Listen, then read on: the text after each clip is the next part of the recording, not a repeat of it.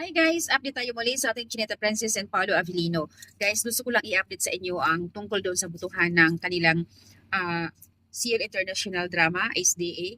Update sa butuhan po. Still, nangunguna pa rin si Paolo Avellino. Wow, congrats. So, as usual, pumapangalawa na rin si Kimi. Pero, hindi pa rin tayo magtiwala guys kasi kung katulad ng sinabi ko nung nakaraan na kung minsan kung kailan yung last butuhan saka naman humahabol. Pero ito kasi butuhan to ng taong bayan nung hindi naman kasi ito PBB. So, ayan guys, nangunguna si Pao, 67% na, and then si Kimi ay nasa 50, kahapon 40, so ngayon 43 na siya.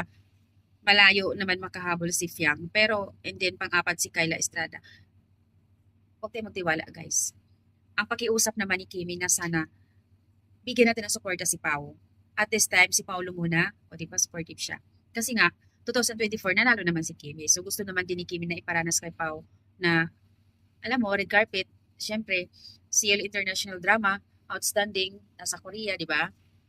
So, guys, everyday po, magpa-attendance kayo sa Champ, Idol Champ, tapos ikukulik all free. Yun po, araw-araw, basta i-download lang ninyo ang Idol Champ, doon isi-select SDA, at makikita ang kategory doon po, guys. Huwag kalimutan iboto lagi ang Kim Pao. Ayan, sa mga gusto mag-vote, vote kay Paolo Avellino sa Idol Champ. Guys, ito ha. Ito nakaka-happy lang kasi sa post ng ibang mga netizens, kinikilig sila kasi nga bihira lang yung alam mo yun, ando na tayo sa part na excited, ando na tayo sa part na nagbigay suporta si Kimi kay Pao. Dahil sabi nga, syempre, napabalita nga na usap-usapan, kailan lang, di ba?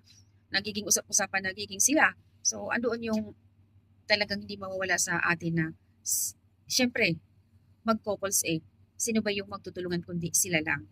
Kaya hinikayat, ini-encourage ng mismo ng mains na sana mabigyan ng suporta, na sana mabigyan ng pagkakataon na manalo si Pao para naman din pareho sila naka-red carpet na sa Korea, di ba? So, sobrang thankful kasi syempre kahit sino naman guys, bilang girlfriend or something, ano ba sila, bahala na kayo mag-isip, pero ako sa isip ko talaga, sa atin lahat ng mga solid, alam na natin yon.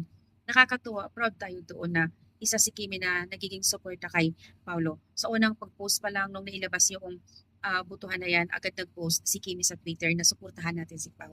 Maranasan naman din yan na magre-red carpet sa ibang bansa, di ba? So yan lang muna ang aking update guys. Sa ngayon, nangunguna pa rin, rank 1 pa rin si Pao, pumapangalawa si Kimi. So guys, wag natin kalimutan mag-vote araw-araw sa kanila. I-download lang yung Idol Champ para excited.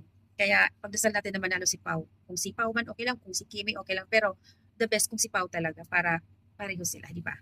Yun lang aking update guys. See you!